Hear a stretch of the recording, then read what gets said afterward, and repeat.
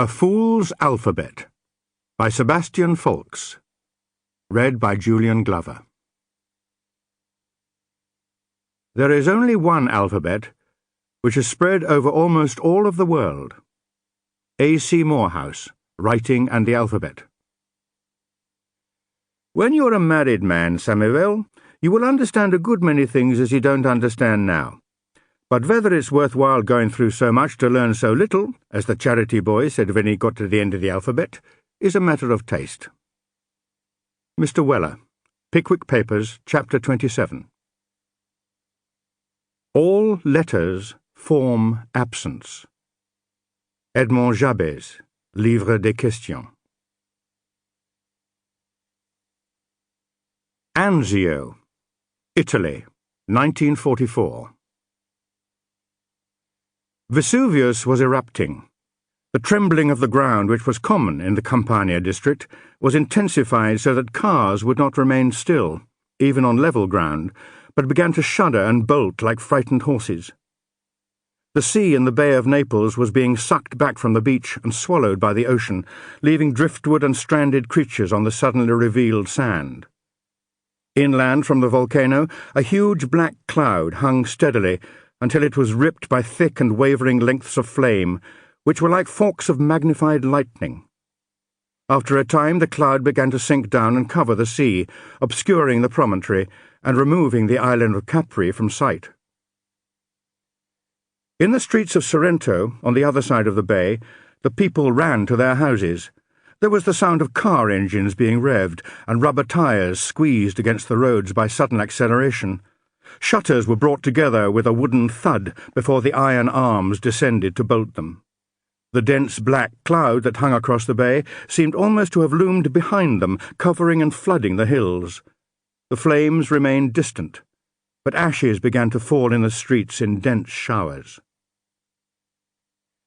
Safe behind the glass doors of the balcony, on the first floor of the convalescent hotel, Corporal Raymond Russell tapped a cigarette against the side of the packet, revolved it slowly between his fingers, and poked it into the corner of his mouth.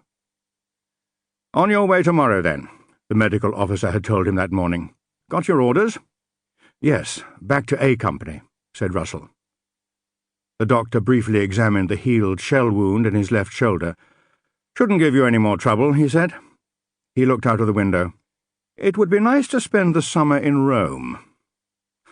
"I'll do my best," said Russell. He had passed the day listening to the rumbling from across the bay, smoking cigarettes, and thinking what still awaited him at Anzio. Vesuvius had taken his mind off it for a time, though the noise and violence of the eruption also reminded him of the forward positions in the beachhead. He slept well, despite the volcano. In the morning he rose at 7, packed his kit bag, and made his way downstairs in the old hotel that the Red Cross had taken over. There was a smell of coffee and the sound of Italian women talking and laughing in the kitchens.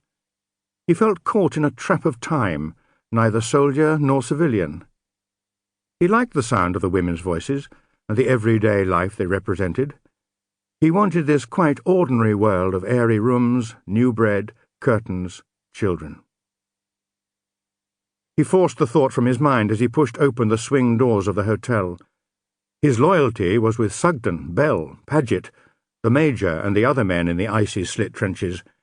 He reconciled himself to the thought of further weeks of their undrinkable distilled alcohol, their sexual frustration, and the slow hours of boredom, punctuated by minutes of extreme terror. The sun was out on the streets of Sorrento. As he began to walk downhill, he passed a magnificent sign in which the iron was wrought like arthritic fingers to read Pasticceria and hammered into the pink wall on the corner of the street. Under his feet, the pavements were ankle-deep in grey dust from the volcano. 4 weeks earlier, he had been jammed in between Bell and Paget in the small landing craft that cast off from the mother ship in the Bay of Anzio.